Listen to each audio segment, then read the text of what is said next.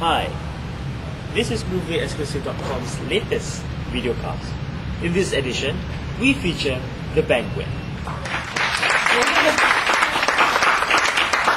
是的，我们的王子终于来到现场，来王子这个角色的状态，然后我再去按照你自己的一个想象的空间去。对。哦 ，OK。然后最大的帮助就是因为他们表演给我看的时候，那个老师就一直跳，一直哭，然后他就给我感觉就感动到我，因为以前就没有想到跳舞可以那么感动。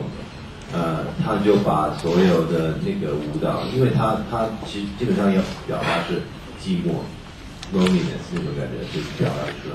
本来一开始，其实我的新加坡 visa 已经拿到了，然后突然间要去Toronto 去参加电影节，所以非常非常遗憾没有办法去新加坡。不过这个 visa 还是有2年的有效期，所以我相信我很快还是会去新加坡跟大家见面的。最后呢，想跟大家说，希望你们喜欢爷爷，希望你们多多支持我们的电影，谢谢大家。In our last videocast, we invited you, our readers, to submit questions for our Ask the Stars contest. Now, congratulations to all our winners. In this edition, we have Daniel Wu answering all your questions. Local MovieExclusive.com, Okay.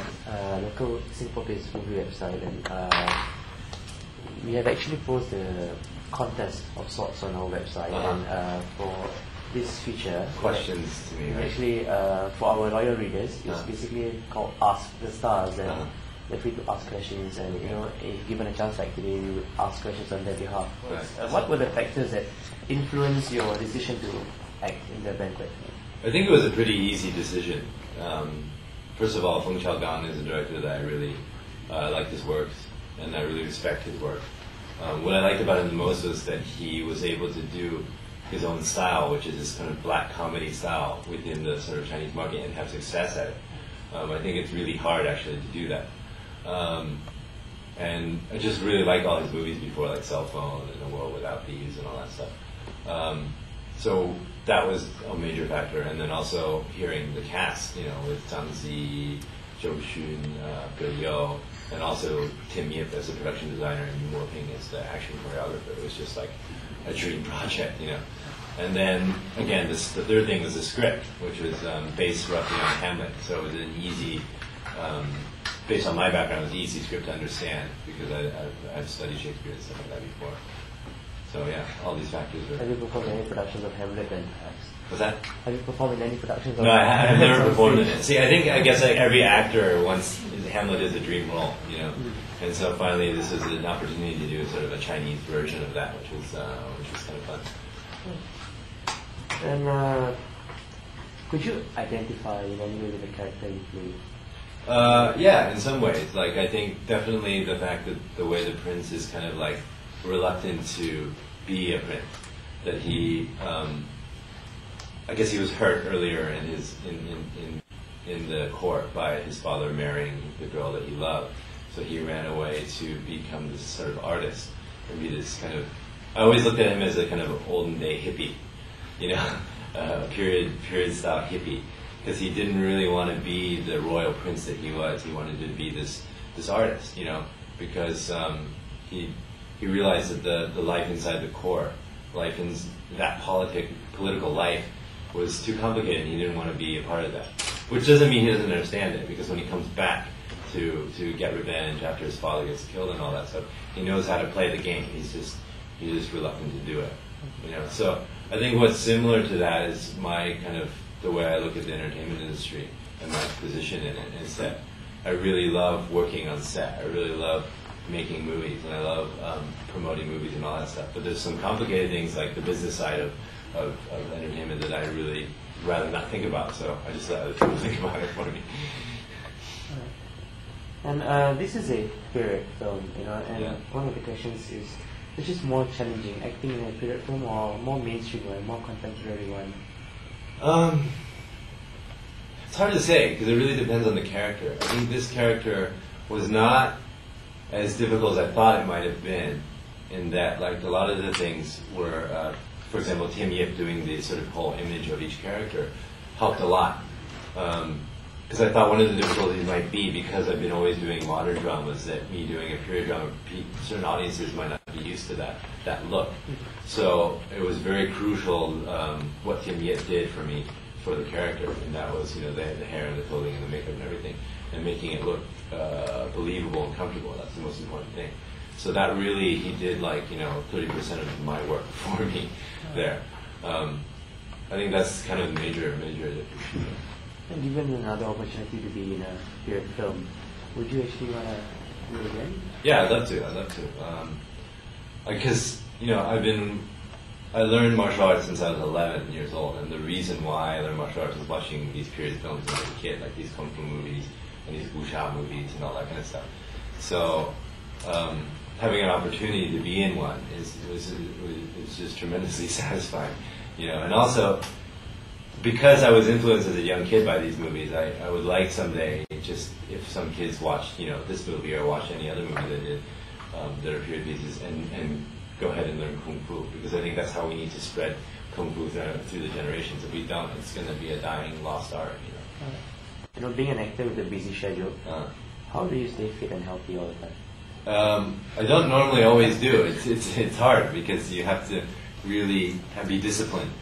I think learning martial arts from a young age taught me that, a regular workout is actually really good for you. Because I'm really into the idea that mind and body are one. If your body is healthy, your mind is healthy. If your mind is healthy, your body is healthy. So therefore, whenever I get a break, I try to work out somehow, in some way, something. Like maybe running for 10 minutes, or if I have 2 hours, I'll spend 2 hours. But just getting a good sweat in somewhere in there during the week is something that you have to do. Normally when I'm not working 2 to 3 times a week, but when I'm working, it's probably once or twice a week at the most. Perhaps, are there any memorable or unforgettable scenes from the film that you might want to share with me? Yeah, let's see.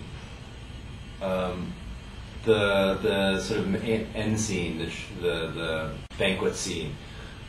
It's the only scene where all of the actors are together in one scene and working with each other. But it's also the climax of the movie, so it's a very intense scene.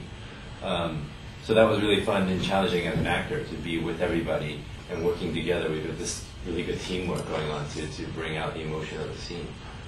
That was exciting for me. It might be boring for viewers to hear about this, but and then another memorable scene has nothing to do with acting. It just has to do with the fact that it was pretty damn cold, which was filming in Inner Mongolia. There was a scene with me and Huang Xiaoming, which is out in the snow, right? And originally we were supposed to film in Beijing, but it didn't snow that year in Beijing, I think because of global warming, but it didn't snow. And so we had to go to Inner Mongolia to shoot this scene, and it was minus 40 degrees in the daytime at noon, right, which is supposed to be the hottest time of the day, right? It was minus 40 degrees.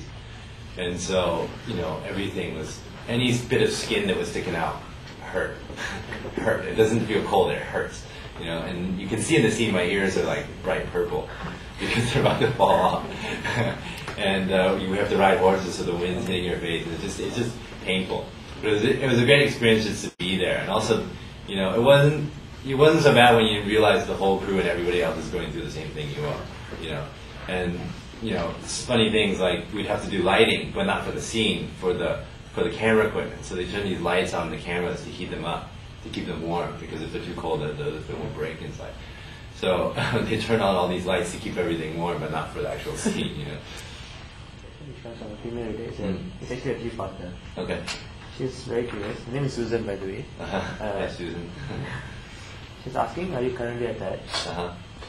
And what kind of girl do you like? Uh-huh. And I don't know about this, but she asks if you believe in long-distance relationships. Okay. Yes, I'm attached. I'm sure most people know that already. Number 2 is what kind of person the girls are like. I like girls with their own sense of style and personality. Looks and all that kind of stuff is very superficial because they change, and a beautiful girl can have a really bad personality, which then makes her ugly, So that's not really so important to me. Really, what's important is being able to click with that person and having chemistry and being able to sort of talk about anything, you know, and then also having that person there to support you and being able to support them. I think that's all really, really important things to have in a relationship. It can never be like a one-way street, because otherwise someone's going to think it's unfair at some point, and some trouble's going to happen, right? And then the third question is, Do you believe in long-distance relationship? not really. I've tried it in the past, and I don't think it really works, because it's hard to be there just in a voice, you know, or in spirit. It's physically being with somebody is hard to replace. So I think in these times especially, it might be hard. But I don't know, some people can do it. My cousin met his wife on the internet. So their whole courtship was through the internet for like a year or something before they finally met, you know. So there is possibility. It just depends on the person. I'm just probably more, you know, old school in that way. Hey, all you guys checking out movieexclusive.com. I'm Daniel Wu, and hope you check out the film The Banquet. This concludes our banquet videocast. Remember, join in our banquet contest on our website and stand a chance to win the official movie soundtrack composed by Academy Award-winning composer Tan Dun of Crouching Tiger, Hidden Dragon fame. Thank you for logging on to movieexclusive.com. The banquet opens nationwide 15th September.